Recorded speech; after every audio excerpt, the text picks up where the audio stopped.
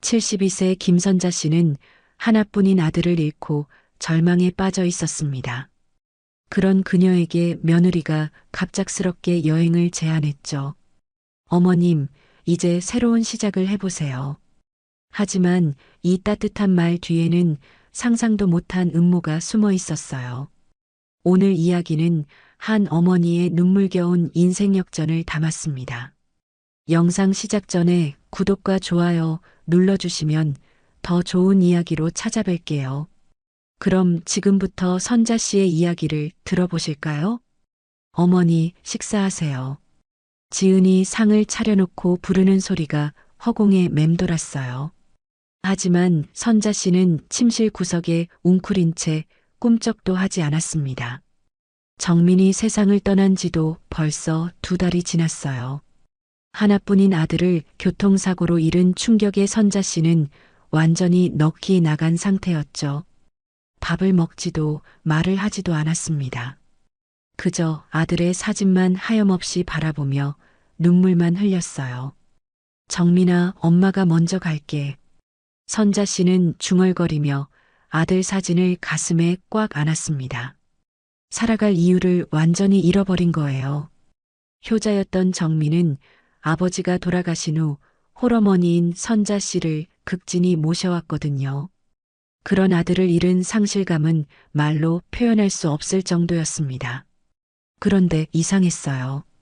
며느리 지은이가 유독 자주 선자 씨 방문을 열어보며 들여다보는 거였습니다. 평소라면 시어머니가 식사를 거르든 말든 별로 신경 쓰지 않았는데 말이죠. 어머니, 이렇게 계시면 안 돼요. 정민 씨도 하늘에서 걱정할 거예요. 지은이 갑자기 선자 씨 곁에 앉으며 다정한 목소리로 말했습니다. 하지만 선자 씨는 고개도 들지 않았어요. 아들을 잃은 슬픔에 세상 모든 것이 무의미했거든요. 어머니, 지은이 선자 씨의 손을 꽉 잡았어요. 차갑게 식어버린 손이었죠. 여행을 떠나요. 정민 씨가 살아있을 때 늘 어머니와 함께 여행 가고 싶다고 했잖아요. 이제라도 정민 씨를 위해서 그리고 어머니 자신을 위해서 밖으로 나가보세요. 선자 씨가 처음으로 고개를 들었습니다. 지은의 눈에서 진실한 마음이 느껴지는 것 같았어요. 결혼한 지 5년 동안 이렇게 따뜻하게 말을 건넨 적은 처음이었거든요. 여행이라니. 네, 정민이가 어릴 때 자주 갔던 충북 쪽으로요. 공기도 좋고 조용한 곳에서 마음을 추스르시면 좋을 것 같아요. 지은의 제안에 선자 씨는 망설였습니다. 아들 없는 세상에서 뭘 하든 의미가 없을 것 같았거든요. 하지만 지은이 이렇게까지 신경 써주니 마음이 조금 누그러드는 것 같았어요. 정말 갈까? 당연하죠. 어머니가 조금이라도 기운을 차리시면 정민 씨도 좋아할 거예요. 하지만 선자 씨는 지은의 얼굴에서 묘한 조급함을 느꼈어요. 뭔가 서두르는 것 같은 분위기였죠. 평소 차분했던 지은과는 다른 모습이었습니다. 그런데 갑자기 왜 이런 제안을 하는 거야? 어머니가 너무 힘들어 하시니까요. 정민 씨도 어머니가 이렇게 지내시는 걸 원하지 않을 거예요. 지은의 대답은 그럴듯했지만 선자 씨는 뭔가 석연치 않은 느낌을 지울 수 없었습니다. 하지만 아들을 잃은 슬픔에 제대로 판단할 여력이 없었어요. 언제 떠날까? 내일 아침 일찍 출발해요. 택시를 불러놨거든요. 지은이 벌써 모든 걸 준비해놨다는 말에 선자 씨는 놀랐습니다. 마치 선자 씨가 승낙할 걸 미리 확신하고 있었던 것 같았거든요. 그날 밤 선자 씨는 오랜만에 잠을 설쳤어요. 지은의 갑작스러운 배려가 고마웠지만 동시에 알 수 없는 불안감이 마음 한구석을 파고들었습니다. 정민이 살아있을 때는 지은이 이렇게 적극적이지 않았는데 말이죠. 창밖으로 새벽이 밝아오고 있었어요. 선자 씨는 정민의 사진을 한참 바라보다가 작은 가방에 옷가지 몇 벌을 챙겼습니다. 그리고 정민의 사진도 조심스럽게 가방에 넣었어요. 정민아, 엄마가 다녀올게. 하지만 선자 씨는 미처 깨닫지 못했습니다. 이 여행이 단순한 휴식이 아니라 자신의 인생을 완전히 바꿔놓을 운명의 시작이라는 것을요. 어머니, 택시 왔어요. 지은의 목소리에 선자 씨는 가방을 들고 집 밖으로 나왔습니다. 아침 공기가 차갑게 뺨을 스쳤어요. 하얀색 택시 한 대가 집 앞에 서 있었죠. 안녕하세요. 택시 기사가 내려서 인사를 건넸습니다. 50대 중반 정도로 보이는 남자였어요. 이름표를 보니 이정석이라고 쓰여 있었죠. 목적지가 어디라고 하셨죠? 정석이 지은에게 물었습니다. 충북 영동 쪽이요.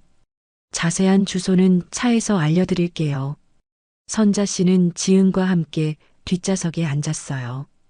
정석이 시동을 걸며 백미러로 선자 씨를 힐끗 보는 것 같았습니다. 뭔가 의미심장한 눈빛이었어요. 고속도로에 진입하자 지은이 핸드폰을 꺼내 어디론가 전화를 걸었습니다. 네, 지금 출발했어요. 예정대로 도착할 것 같습니다. 선자 씨는 창밖 풍경을 바라보며 생각에 잠겼어요. 정민이와 함께 차를 타고 여행을 갔던 추억들이 떠올랐죠.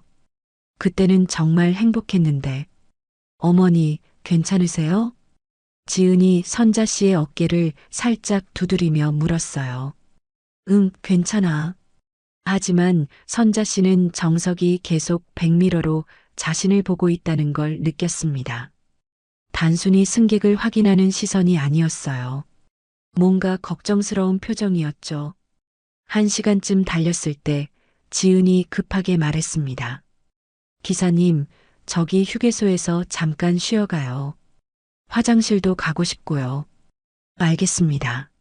정석이 대전 휴게소로 차를 몰았어요. 휴게소에 도착하자 지은이 먼저 내렸습니다. 어머니, 저 화장실 다녀올게요. 잠깐만 기다리세요. 지은이 휴게소 안으로 사라지자 정석이 갑자기 뒤를 돌아보며 선자 씨에게 말했어요. 할머니, 실례지만 여쭤봐도 될까요? 네. 혹시 어디로 가시는지 정확히 아세요? 선자 씨는 당황했습니다. 왜 기사가 이런 질문을 하는지 이해할 수 없었거든요. 충북 영동 쪽이라고 들었는데 정석이 내비게이션 화면을 손으로 가리켰어요. 할머니, 여기 좀 보세요. 선자 씨가 고개를 내밀어 보니 내비게이션에는 충북 영동 효도 요양원이라는 목적지가 설정되어 있었습니다. 요양원? 선자 씨의 목소리가 떨렸어요. 왜 여행지가 요양원인지 전혀 이해할 수 없었죠. 할머니, 저 잘못 들었나요? 며느리분이 분명히 요양원으로 가달라고 하셨는데. 정석의 말에 선자 씨는 머리가 하얘졌습니다. 여행이라고 했는데 왜 요양원이죠? 분명 실수일 거예요. 지은이가 그럴 리 없어요. 하지만 선자 씨의 마음 한켠에는 불안감이 급속히 퍼져나갔습니다. 며느리의 갑작스러운 배려, 서두르는 듯한 모습, 그리고 지금의 요양원 목적지.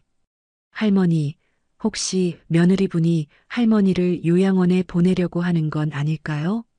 정석의 조심스러운 질문에 선자 씨는 고개를 저었어요.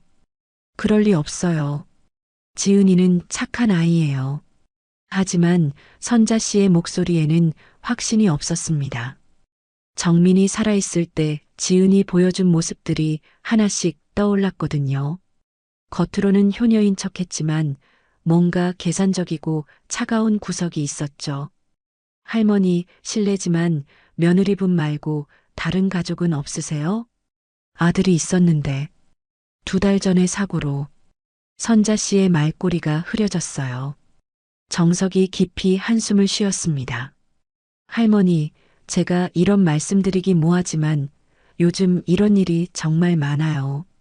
노인분들을 속여서 요양원에 보내고 재산을 가로채는 사기가요. 그런 일이 있나요? 네, 제가 택시기사를 20년 넘게 하면서 몇 번 봤거든요. 특히 혼자 계신 노인분들이 표적이 되기 쉬워요. 선자 씨는 온몸이 떨리기 시작했어요. 설마 지은이 그럴 리는 없겠지만 모든 정황이 너무나 의심스러웠거든요. 그런데 할머니, 며느리분이 오래 걸리네요. 정석이 시계를 보며 말했습니다. 벌써 30분이 넘게 지났는데도 지은이 돌아오지 않고 있었어요. 혹시 뭔가 준비하고 계시는 건 아닐까요? 할머니를 요양원에 맡기는 서류 같은 거요. 정석의 말에 선자 씨는 더 이상 참을 수 없었습니다. 그동안 쌓여있던 의구심들이 한꺼번에 터져 나왔어요. 아들이 죽은 후 지은의 태도, 변화, 갑작스러운 여행 제안, 그리고 지금의 요양원 목적지까지 모든 것이 하나의 그림으로 맞춰지기 시작했습니다. 할머니, 지금이라도 늦지 않았어요. 정말 위험하다고 생각되시면. 정석이 말을 잇지 못하고 있을 때 휴게소 입구로 지은의 모습이 보였어요. 손에는 서류 봉투 같은 걸 들고 있었죠. 선자 씨의 심장이 쿵쾅거렸습니다. 정말로 지은이 자신을 속이고 있었던 걸까요? 할머니, 빨리 결정하세요. 정석의 다급한 목소리에 선자 씨는 온몸이 굳어버렸어요. 지은이 서류 봉투를 들고 천천히 택시 쪽으로 걸어오고 있었거든요. 저 서류가 뭘까요? 선자 씨가 떨리는 목소리로 물었습니다. 아마 요양원 입소 동의서일 거예요. 할머니 도장만 받으면 끝나는 거죠. 정석의 대답에 선자 씨는 머리가 하얘졌어요. 정말로 지은이 자신을 버리려는 걸까요? 하지만 증거가 없잖아요. 혹시 오해일 수도. 할머니, 지금 확인하고 싶으시면 저기서 직접 물어보세요. 하지만 일단 요양원에 들어가시면 나오기 어려워져요. 선자 씨는 갈등에 빠졌습니다. 5년 동안 함께 살아온 며느리를 의심하고 싶지 않았거든요. 하지만 모든 상황이 너무 의심스러웠어요. 지은이 점점 가까워지고 있었습니다. 이제 50m도 남지 않았어요. 할머니, 정말 마지막으로 물어볼게요. 며느리분이 평소에 할머니를 어떻게 대했나요? 정석의 질문에 선자 씨는 잠시 생각해 봤어요. 사실 지은은 정민이 앞에서만 착한 며느리 행세를 했죠. 정민이 없을 때는 늘 차갑고 무관심했어요. 사실 그렇게 친하지는 않았어요. 그럼 왜 갑자기 여행을 제안했을까요? 할머니 아들이 돌아가시고 나서요? 선자 씨는 더 이상 부정할 수 없었습니다. 지은의 갑작스러운 변화, 서두르는 모습, 그리고 요양원 목적지까지 모든 것이 의심스러웠어요. 할머니, 지금 아니면 기회가 없어요. 정석이 뒷문을 살짝 열며 말했습니다. 지은이 이제 20m도 안 되는 거리에 있었어요. 선자 씨는 마지막으로 지은의 표정을 자세히 봤어요. 평소의 부드러운 미소가 아니라 뭔가 차갑고 계산적인 표정이었죠. 마치 일을 처리하러 가는 사람 같았어요. 할머니, 정석이 재촉했습니다. 선자 씨는 더 이상 망설일 수 없었어요. 본능적으로 문을 열고 차에서 내렸습니다. 어머니, 어디 가세요? 지은이 깜짝 놀라며 소리쳤어요. 하지만 선자 씨는 돌아보지 않고 휴게소 뒤편으로 달렸습니다. 할머니, 지은의 외치는 소리가 뒤에서 들렸지만 선자 씨는 멈추지 않았어요. 72세의 나이에도 불구하고 마치 젊은 사람처럼 빠르게 움직였죠. 휴게소 뒤편은 작은 숲이었어요. 나무들 사이로 숨어들며 선자 씨는 숨을 죽였습니다. 심장이 터질 것 같았어요. 어머니, 어디 계세요? 지은의 목소리가 점점 가까워졌습니다. 선자 씨는 나무 뒤에 숨어서 지은의 모습을 지켜봤어요. 지은이 휴대폰으로 누군가에게 전화를 걸고 있었습니다. 네, 문제가 생겼어요. 시어머니가 갑자기 사라졌거든요. 네, 택시기사가 뭔가 말한 것 같아요. 어떻게 해야 하죠? 전화 통화를 엿들으며 선자 씨는 온몸이 차가워졌어요. 정말로 지은이 자신을 속이고 있었던 거였죠. 네, 알겠어요. 일단 찾아보고 연락드릴게요. 지은이 전화를 끊고 휴게소 주변을 돌아다니며 선자 씨를 찾기 시작했어요. 하지만 다행히 숲속은 어두워서 쉽게 발견되지 않았습니다. 30분 정도 지나자 지은이 포기한 듯 택시로 돌아갔어요. 잠시 후 택시가 떠나는 소리가 들렸습니다. 선자 씨는 한참을 그 자리에 앉아 있었어요. 며느리의 배신을 확인한 충격이 너무 컸거든요. 5년 동안 가족이라고 생각했던 사람이 자신을 버리려고 했다는 사실이 믿기지 않았어요. 정민아, 엄마가 어떡하지? 선자 씨는 하늘을 올려다보며 울었습니다. 아들마저 없는 세상에서 이제 정말 혼자가 된 거예요. 해가 져서 어두워지기 시작했습니다. 선자 씨는 숲에서 나와 고속도로 방향으로 걸었어요. 어디로 가야 할지 모르겠지만 일단 집으로 돌아가야겠다고 생각했죠. 그런데 문제가 있었어요. 지은이 집 열쇠를 모두 가져갔다는 걸 깨달은 거예요. 집에 가도 들어갈 수 없었죠. 이제 정말 어떡하지? 선자 씨는 고속도로 갓길을 걸으며 절망했습니다. 갈 곳도 도와줄 사람도 없었어요. 게다가 하늘에서는 빗방울이 떨어지기 시작했죠. 빗방울이 점점 거세졌어요. 선자 씨는 비를 맞으며 힘겹게 걸었습니다. 차들이 빠르게 지나가며 물을 튀겨서 옷이 금세 젖었어요. 정민아, 엄마도 이제 너한테 갈까? 선자 씨는 중얼거리며 걸음을 멈췄습니다. 더 이상 살아갈 이유를 찾을 수 없었거든요. 아들도 없고 며느리마저 배신했는데 뭘 위해 살아야 할까요?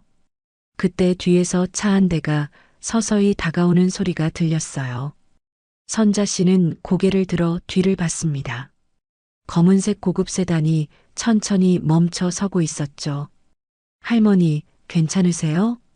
차에서 내린 남자가 우산을 들고 다가왔습니다. 40대 정도로 보이는 단정한 모습의 사람이었어요.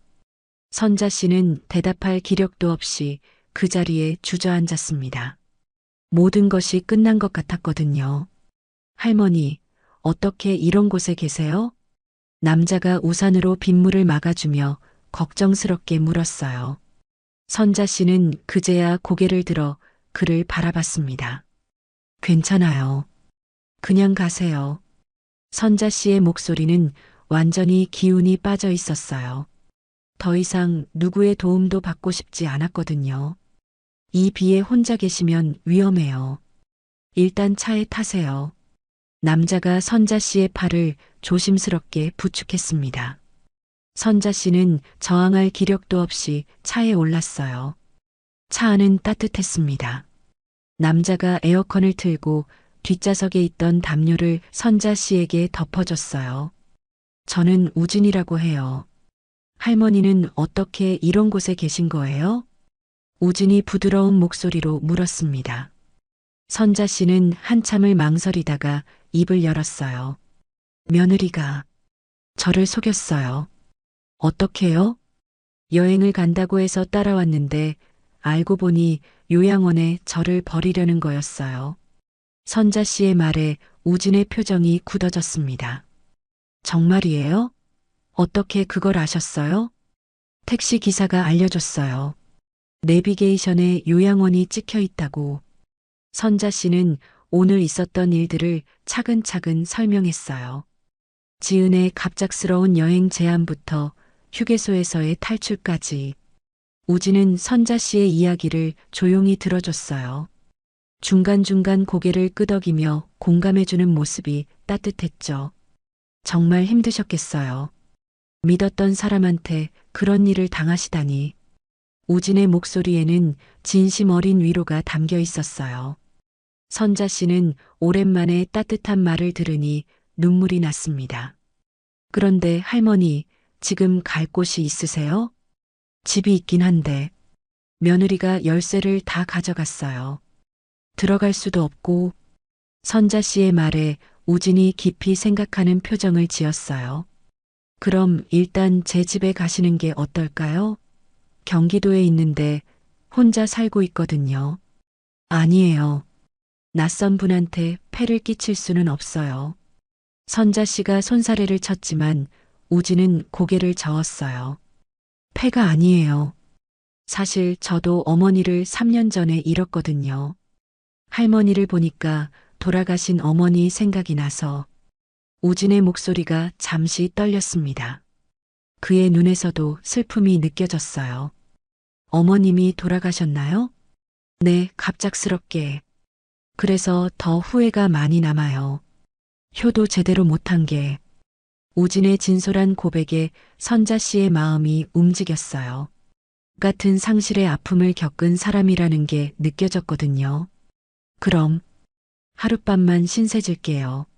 천만에요. 얼마든지 계세요. 우진이 시동을 걸며 따뜻하게 웃었습니다. 선자 씨는 오랜만에 마음이 조금 놓였어요. 차가 달리는 동안 우진이 말을 걸어왔어요. 할머니, 혹시 며느리분이 다른 목적이 있는 건 아닐까요? 단순히 요양원에 보내려는 게 아니라 다른 목적이요? 재산 같은 거요. 요즘 그런 사기가 정말 많거든요. 우진의 말에 선자 씨는 깜짝 놀랐어요. 그런 생각은 해보지 못했거든요. 우리 집에 그렇게 큰 재산이 있나요? 아들분이 돌아가시기 전에 생명보험이나 부동산 같은 게 있지 않았나요? 선자 씨는 생각해 봤어요. 정민이 결혼하면서 아내 명의로 된 보험을 들었던 것 같았죠. 그리고 집도 꽤 가치가 있었어요. 보험이 좀 있긴 해요. 그런데 그게 문제가 될까요? 할머니가 요양원에 들어가시면 며느리분이 모든 재산을 관리하게 되거든요. 법적으로 가장 가까운 가족이니까요. 우진의 설명에 선자 씨는 온몸이 차가워졌어요. 설마 지은이 그런 계산까지 하고 있었던 걸까요? 그럼 제가 어떻게 해야 하죠? 일단 증거를 찾아야 해요. 며느리분이 정말로 그런 계획을 세우고 있는지 확인해 보는 거죠. 어떻게요? 집에 몰래 들어가서 서류들을 확인해 보는 거예요. 보험 서류나 통장 같은 걸 봐야죠. 우진의 제안에 선자 씨는 망설였어요. 며느리의 사생활을 들여다보는 게 옳은 일일까요? 하지만 그게 맞는 일일까요? 할머니, 지금 상황이 심각해요. 만약 정말로 사기를 당하는 거라면 모든 걸 잃을 수도 있거든요. 우진의 진지한 표정에 선자 씨는 고개를 끄덕였어요. 더 이상 속수무책으로 당할 수는 없었죠. 그럼 어떻게 집에 들어가죠? 열쇠도 없는데. 방법이 있어요. 제가 도와드릴게요. 우진의 말에서 의지가 느껴졌어요. 선자 씨는 정말 오랜만에 누군가가 자신의 편이 되어준다는 느낌을 받았습니다. 우진 씨는 왜 저를 도와주려고 하세요? 남남인데 어머니를 못 모신 후회가 있어서요. 할머니를 도우면서 그 마음을 조금이라도 달래고 싶어요.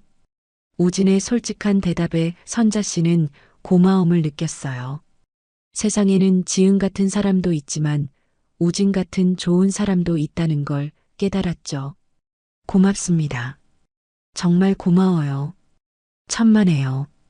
우리 힘을 합쳐서 진실을 밝혀봐요.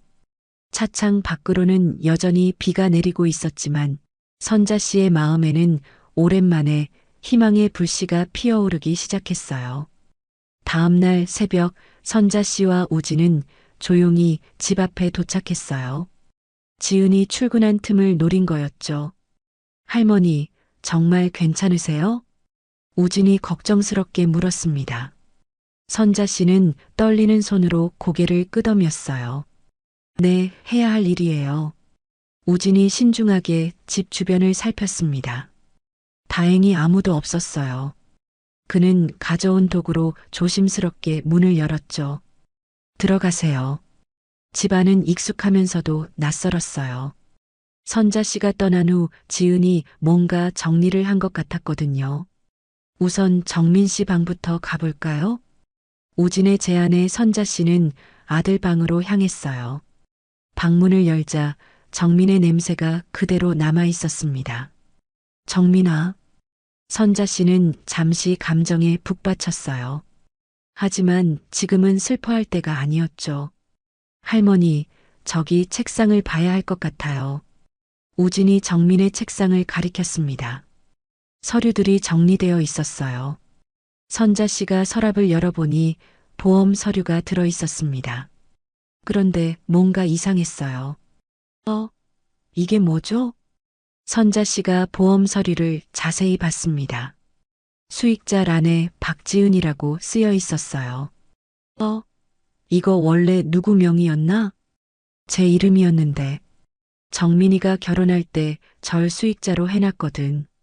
우진이 서류를 자세히 살펴봤어요. 할머니, 이거 위조된 것 같아요. 글씨체가 다른 부분이 있거든요. 위조요? 선자 씨는 믿을 수 없었어요. 지은이 이런 짓까지 했다는 게 말이죠. 더 찾아봐야겠어요. 우진과 선자 씨는 집안을 꼼꼼히 살펴봤습니다. 지은의 방에서는 더 충격적인 것들을 발견했어요. 할머니, 이것 좀 보세요. 우진이 노트북을 켜서 보여줬습니다. 인터넷 검색 기록에 놓인 요양원 절차, 재산 상속 방법, 치매 진단서 위조 같은 검색어들이 가득했어요. 이런. 선자 씨는 손으로 입을 막았습니다. 지은이 얼마나 치밀하게 계획했는지 알 수 있었거든요. 할머니, 여기 통장도 있어요. 우진이 선자 씨의 통장을 발견했습니다. 확인해 보니 최근 들어 큰 금액들이 인출되어 있었어요. 요양원 예약금 300만 원, 의료비 명목 200만 원. 할머니, 이거 다 허위 인출이에요. 제가 그런 돈을 쓴 적이 없는데. 선자 씨는 어이가 없었어요. 지은이 자신 모르게 돈을 빼간 거였죠. 그때 현관문 소리가 들렸어요. 누군가 집으로 들어오고 있었습니다. 지은이 온 것 같아요. 우진이 재빨리 서류들을 정리했어요. 선자 씨는 가슴이 쿵쾅거렸습니다. 할머니, 저쪽 방으로 숨어요. 두 사람은 조용히 창고로 숨었어요. 잠시 후 지은의 목소리가 들렸습니다. 여보세요? 네, 지은이에요. 어머님을 아직 못 찾겠어요. 네, 택시기사가 뭔가 말한 게 틀림없어요. 지은이 누군가와 전화 통화를 하고 있었어요. 네, 일단 실종 신고는 해놨어요. 치매 증상이 있다고 했고, 네, 그럼 자동으로 후견인 절차가 진행될 거예요. 선자 씨는 온몸이 떨렸어요. 지은이 자신을 치매 환자로 신고했다는 거였죠. 보험금은 언제쯤 받을 수 있나요? 네, 6개월 정도면. 알겠어요. 지은이 보험금까지 노리고 있다는 게 확실해졌어요. 모든 것이 계획된 범죄였습니다. 전화가 끝나자 지은이 집안을 돌아다니는 소리가 들렸어요. 뭔가를 찾고 있는 것 같았죠. 이상하네. 분명 여기 뒀는데. 지은이 중얼거리는 소리가 들렸습니다. 아마 선자 씨의 도장이나 신분증을 찾고 있는 것 같았어요. 30분 정도 지나자 지은이 다시 나갔습니다. 선자 씨와 우진은 그제야 숨을 쉴 수 있었어요. 할머니, 이제 확실해졌어요.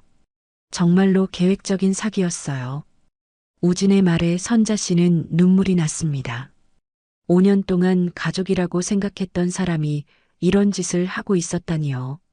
그런데 우진 씨, 지은이 저를 실종 신고했다고 했잖아요. 그럼 저는 어떻게 되는 거죠? 빨리 경찰서에 가서 신고해야 해요.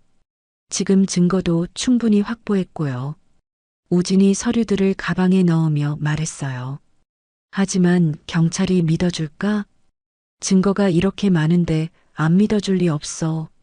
게다가 저도 증인이 되어 드릴게요. 우진의 든든한 말에 선자 씨는 용기를 냈어요. 더 이상 당하고만 있을 수는 없었죠. 집을 나서며 선자 씨는 이웃집 아주머니와 마주쳤어요. 어머, 선자 씨? 어디 계셨어요? 며느리가 찾으러 다녔는데. 무슨 말이야? 며느리가 치매 증상이 있어서 실종됐다고 하던데. 그래서 경찰에도 신고했다고. 이웃의 말에 선자 씨는 분노가 치밀어 올랐어요. 지은이 동네 사람들한테까지 거짓말을 퍼뜨린 거였죠. 아주머니, 제가 치매가 아니야. 며느리가 저를 속인 거예요. 그게 무슨 말이야? 선자 씨는 간단히 상황을 설명했어요. 이웃 아주머니는 깜짝 놀라며 믿을 수 없다는 표정을 지었습니다. 이런, 그런 일이 있었나? 지은 씨가 그럴 사람 같지 않은데. 증거가 다 있어. 이제 경찰서에 가서 고발할 거야. 선자 씨의 결연한 표정을 본 이웃은 고개를 끄덕였어요. 그럼 필요하면 제가 증언해 드릴게요. 지은 씨가 어떤 말을 했는지 다 기억하고 있으니까요. 든든한 조력자가 하나 더 생긴 셈이었어요. 이제 지은의 거짓말과 진짜 싸움이 시작되는 거였습니다. 경찰서에 도착한 선자 씨는 떨리는 마음으로 민원실 문을 열었어요. 우진이 옆에서 든든하게 지켜주고 있었죠. 어떻게 오셨나요? 경찰관이 친절하게 물었습니다. 며느리가 저를 속여서 사기를 쳤어요. 고발하러 왔습니다. 선자 씨의 말에 경찰관은 잠시 놀란 표정을 지었어요. 할머님, 혹시 김선자 씨세요? 네, 맞아요. 아, 어제 실종 신고가 들어왔는데 며느리분이 치매 증상이 있어서 집을 나갔다고 하셨거든요. 경찰관의 말에 선자 씨는 화가 났어요. 제가 치매가 아니에요. 며느리가 거짓말한 거라고요. 일단 자세한 이야기를 들어볼게요. 조사실로 오세요. 조사실에서 선자 씨는 모든 상황을 설명했어요. 휴게소에서의 탈출부터 집에서 발견한 증거들까지 상세하게 말했죠. 할머님, 이거 정말 심각한 사안이네요. 증거들을 좀 볼 수 있을까요?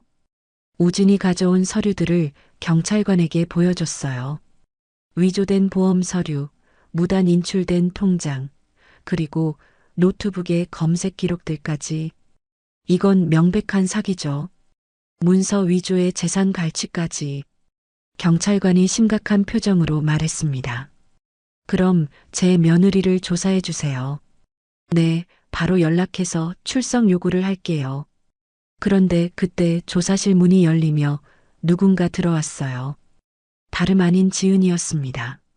어머니, 어디 계셨어요?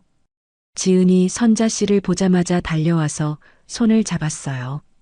완벽한 연기였죠. 어머니, 얼마나 걱정했는지 몰라요. 갑자기 사라지셔서. 지은 씨, 잠깐만요. 경찰관이 지은을 제지했습니다. 할머님이 심각한 고발을 하셨는데 관련 내용을 확인해야겠어요. 지은의 얼굴이 순간 굳어졌어요. 하지만 곧 다시 연기를 시작했죠. 고발이요? 무슨 말씀이세요? 어머니를 요양원에 보내려고 속였다는 고발입니다. 그게 무슨... 어머니, 정말 그런 말씀을 하셨나요? 지은이 억울하다는 표정을 지었어요. 하지만 선자 씨는 더 이상 속지 않았습니다. 그만해, 지은아. 이제 다 알았어.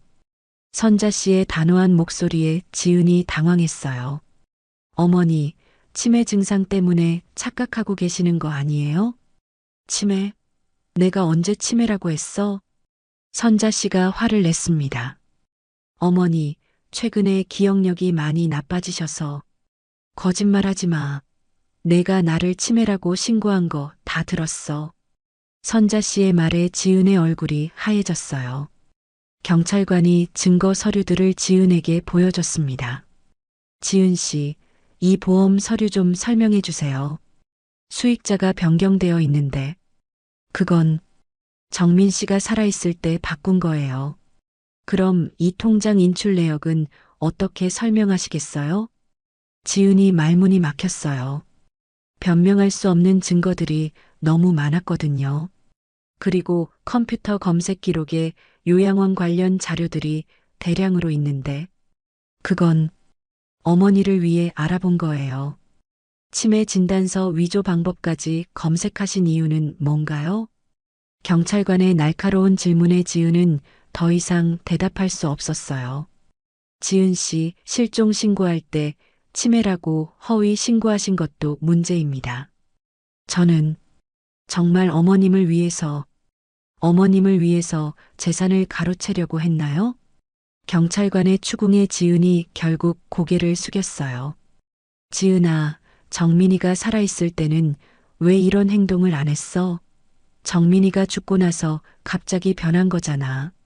선자 씨의 말에 지은이 대답하지 못했습니다. 정민이가 얼마나 널 믿고 사랑했는데 어떻게 이럴 수 있어? 선자 씨의 목소리에 울분이 담겨 있었어요.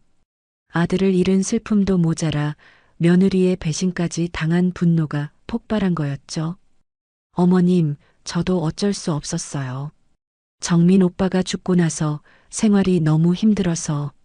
그럼 나한테 말하지. 왜 속였어? 왜 나를 치매라고 거짓말했어? 지은이 더 이상 변명할 수 없었어요. 모든 계획이 드러난 거였죠. 경찰관이 수첩을 꺼내며 말했습니다. 지은 씨, 문서 위조, 사기, 허위 신고 등 여러 혐의가 있습니다. 구속영장을 신청해야겠네요. 구속이요? 지은이 깜짝 놀라며 선자 씨를 바라봤어요. 어머니, 정말 저를 고발하시는 거예요? 내가 너를 그렇게 믿었는데 어떻게 이럴 수 있어? 선자 씨는 눈물을 흘리며 말했어요. 미운 마음보다는 배신감이 더 컸거든요. 지은 씨, 일단 조사를 받으셔야겠어요. 경찰관이 지은을 다른 조사실로 데려갔어요. 지은은 마지막까지 선자 씨를 돌아보며 뭔가 말하려 했지만 결국 아무 말도 하지 못했습니다. 선자 씨는 한참을 그 자리에 앉아 있었어요. 모든 게 끝난 것 같았지만 마음은 편하지 않았거든요. 할머니, 정말 잘하셨어요. 용기 내주셔서 고마워요. 우진이 선자 씨의 어깨를 토닥이며 위로해줬어요. 고마워요, 우진 씨. 우진 씨가 없었다면 이렇게 할 수 없었을 거예요. 한 달 후, 지은은 법정에서 징역 2년을 선고받았습니다. 계획적인 사기와 문서 위조가 인정된 거였죠. 모든 재산도 원래대로 돌려받을 수 있었어요. 하지만 선자 씨의 상처는 쉽게 아물지 않았습니다. 가족이라고 믿었던 사람의 배신은 아들을 잃은 슬픔만큼이나 깊은 상처를 남겼거든요. 재판이 끝난 후 선자 씨는 빈집으로 돌아갔어요. 모든 문제가 해결됐지만 마음은 여전히 공허했습니다. 아들도 며느리도 없는 집에서 혼자 지내는 게 너무 힘들었거든요. 할머니, 괜찮으세요? 우진이 매일같이 안부를 물어왔어요. 재판 과정에서 계속 도움을 준 것도 모자라 이제는 진짜 가족처럼 챙겨주고 있었죠. 고마워요, 우진 씨. 근데 자꾸 이렇게 신경 써주시면 제가 미안해져요. 미안할 게 뭐 있어요. 저도 할머니가 계시니까 마음이 따뜻해져요. 어느 날 우진이 젊은 여자와 함께 선자 씨를 찾아왔어요. 할머니, 제 연인 수아를 소개할게요. 안녕하세요, 할머님. 수아라고 해요. 수아는 간호사였어요. 30대 초반의 단정하고 따뜻한 인상의 여성이었죠. 우진 씨한테 할머님 얘기 많이 들었어요. 정말 힘든 일을 겪으셨다면서요? 그런 일도 있었지만 이제는 괜찮아요. 혼자 계시면 외로우실 텐데 자주 찾아뵐게요. 수아의 배려 깊은 말에 선자 씨는 고마움을 느꼈어요. 우진만큼이나 따뜻한 사람이라는 게 느껴졌거든요. 그 후로 우진과 수아는 정말 자주 선자 씨를 찾아왔어요. 장을 받아주기도 하고 함께 식사를 하기도 했죠. 마치 진짜 가족 같았습니다. 할머니, 병원 검진 받으러 가실 때 제가 같이 가요. 수아가 간호사라서 건강관리도 세심하게 챙겨줬어요. 수아야, 내가 왜 이렇게까지 해주니? 할머님이 저희한테는 진짜 어머님 같으세요. 우진 오빠도 그렇게 생각하고 있어요. 수아의 진심 어린 말에 선자 씨는 눈물이 났습니다. 피 한 방울 섞이지 않았지만 이렇게 따뜻한 마음을 주는 사람들이 있다는 게 고마웠어요. 몇 달이 지나자 우진이 중요한 이야기를 꺼냈어요. 할머니, 저희가 결혼하려고 해요. 정말 축하해. 선자 씨는 진심으로 기뻐했습니다. 두 사람이 서로 얼마나 사랑하는지 늘 보고 있었거든요. 그런데 할머니께 부탁이 있어요. 무슨 부탁이니? 우진이 무릎을 꿇고 선자 씨 앞에 앉았어요. 저희 어머니가 되어주세요. 뭐라고? 선자 씨는 깜짝 놀랐습니다. 저는 어머니를 일찍 잃었고 수아도 부모님이 안 계세요. 할머니가 저희에게는 진짜 어머니예요. 우진의 눈에서 진심이 느껴졌어요. 우진아, 할머니 없는 결혼식은 상상할 수 없어요. 할머니가 저희 어머니가 되어서 결혼을 축복해 주세요. 선자 씨는 한참을 말없이 우진을 바라봤어요. 아들을 잃고 절망에 빠져 있을 때 나타나서 손을 내밀어 준 사람이었죠. 수아는 어떻게 생각하니? 저도 같은 마음이에요, 어머님. 수아가 선자 씨의 손을 잡으며 말했어요. 어머님이라는 호칭이 너무나 자연스러웠습니다. 그럼 내가 너희들 엄마가 되는 거니? 네, 정말 좋겠어요. 우진과 수아가 동시에 대답했어요. 선자 씨는 오랜만에 환한 웃음을 지었습니다. 2년 후 우진과 수아의 결혼식 날이 왔어요. 선자 씨는 신부 어머니 자리에 앉아서 두 사람의 행복한 모습을 지켜봤습니다. 신랑 어머님, 한 말씀 해주세요. 사회자가 마이크를 건네줬어요. 선자 씨는 떨리는 마음으로 일어났습니다. 우진이와 수아가 저를 어머니라고 불러줘서 정말 행복합니다. 피는 물보다 진하다고 하지만 마음으로 맺어진 인연이 더 소중한 것 같아요. 하객들이 박수를 쳤어요. 우진이가 절망에 빠진 저를 구해줬고 수아가 따뜻한 사랑을 보여줬어요. 이제 이 두 사람이 평생 행복하게 살기를 바랍니다. 선자 씨의 말에 우진과 수아는 눈물을 흘렸어요. 하객들도 모두 감동받은 표정이었죠. 결혼식이 끝나고 우진이 선자 씨에게 와서 말했어요. 어머니, 새 집에서 함께 살아요. 너희끼리 살아야지, 내가 왜. 어머니 없으면 안 돼요. 저희에게는 정말 소중한 가족이세요. 수아도 고개를 끄덕였어요. 어머님, 저희가 어머님을 모시고 싶어요. 그래야 진짜 가족 같을 것 같아요. 선자 씨는 더 이상 거절할 수 없었어요. 이 따뜻한 두 사람과 함께라면 남은 인생이 행복할 것 같았거든요. 그럼 내가 너희들한테 폐를 끼치지 않을게. 폐가 아니에요. 저희가 어머님께 더 많이 배우고 싶어요. 그렇게 선자 씨는 새로운 가족과 함께 살게 됐어요. 아들을 잃은 슬픔은 여전했지만 이제는 또 다른 사랑으로 마음을 채울 수 있게 됐습니다. 저녁마다 세 사람이 함께 식탁에 앉아 이야기를 나누는 모습은 정말 아름다웠어요. 혈연이 아닌 진정한 마음으로 맺어진 가족의 모습이었죠.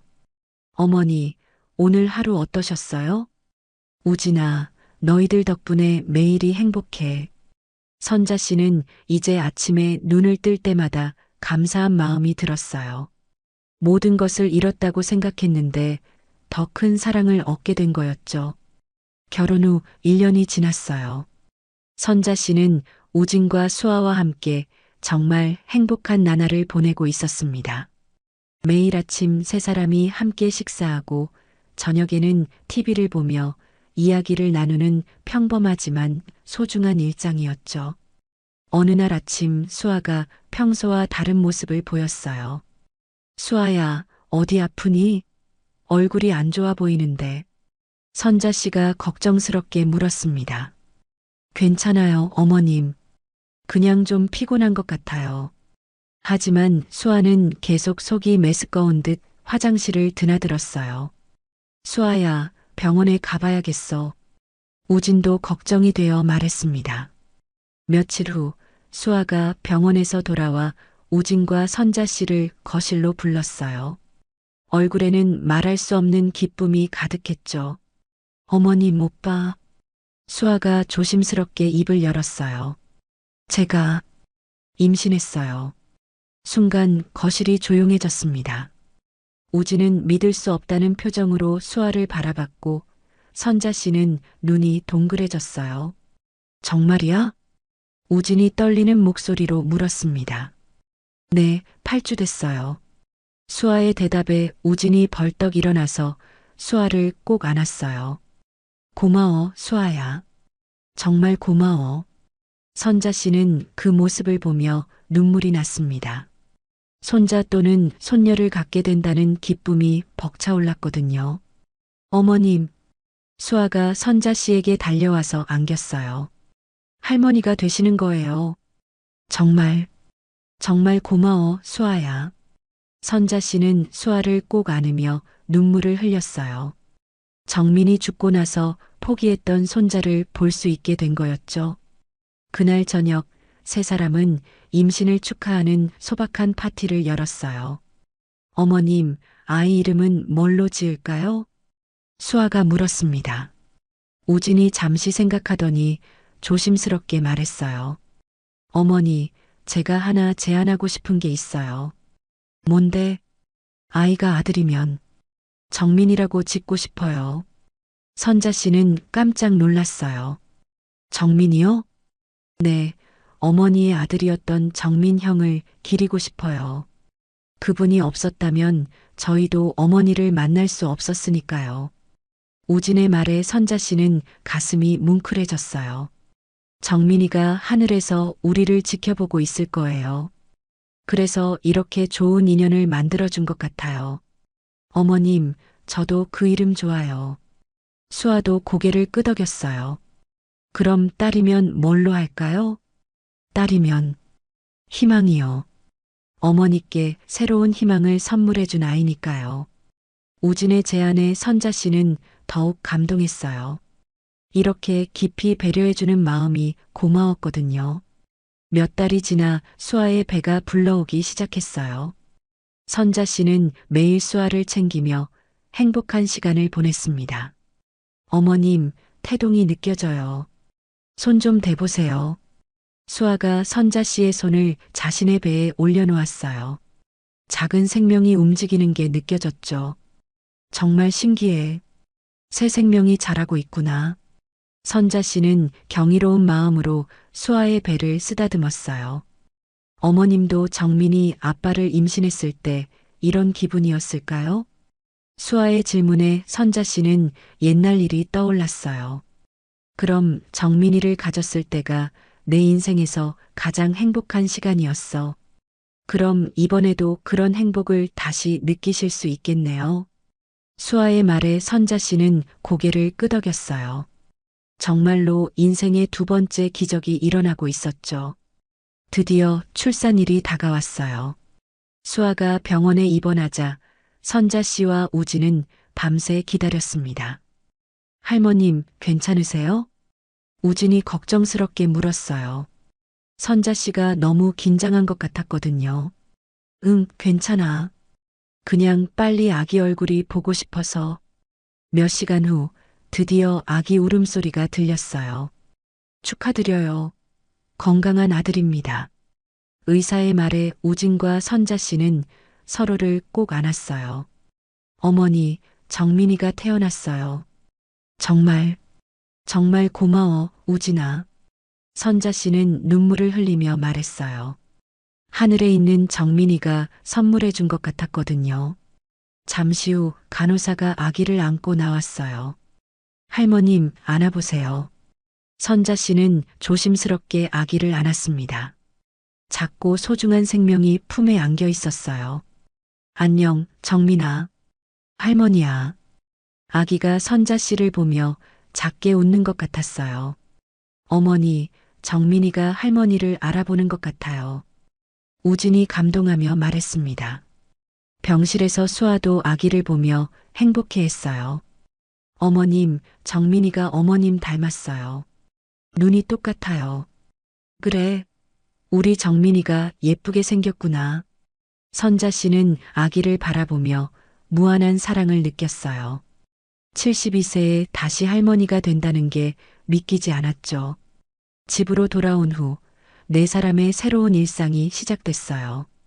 선자 씨는 정민이를 돌보는 데 온 정성을 다했습니다. 할머니가 키운 아이는 다르다니까.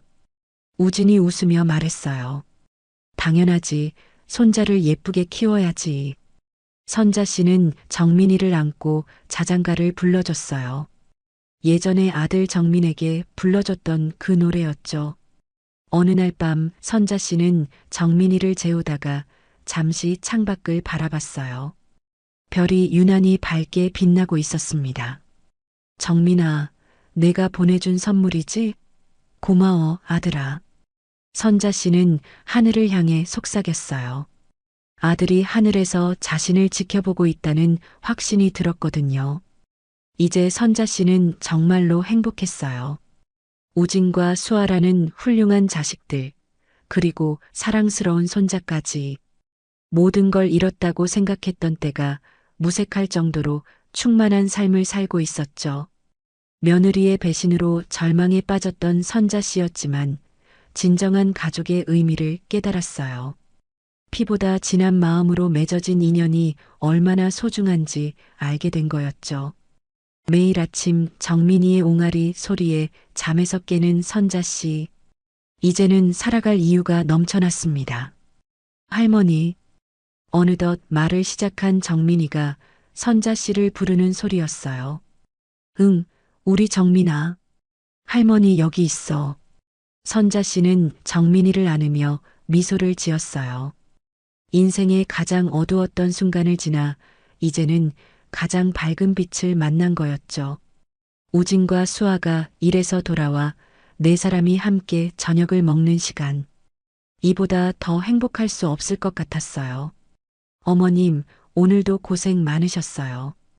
고생이 아니야. 정민이랑 있으면 시간 가는 줄 몰라. 선자 씨의 얼굴에는 평온한 미소가 가득했습니다. 72세에 찾은 진정한 행복이었어요. 그렇게 선자 씨는 새로운 가족과 함께 인생의 가장 아름다운 시간을 보내고 있습니다. 때로는 넘어져도 다시 일어설 수 있다는 것, 그리고 진정한 사랑은 혈연을 초월한다는 것을 깨달은 채로 말이죠. 오늘 이야기를 끝까지 들어주셔서 감사합니다. 영상 보시고 느끼신 감정, 댓글로 함께 나눠주세요. 여러분의 한마디가 누군가에겐 큰 위로가 될 수 있습니다. 영상이 마음에 드셨다면 구독과 좋아요로 응원 부탁드립니다. 오메가3인데요. 노르웨이 상공회의소 원산지 인증을 받은 진짜 제품입니다. 지금 롯데홈 쇼핑 단독 런칭되어 있고 쿠팡에서도 판매가 되고 있네요. 구매자 만족도 최상인 이 오메가3는 고지혈증, 심장병 등 성인병에 엄청 좋다고 합니다. 오늘도 건강한 날 되세요.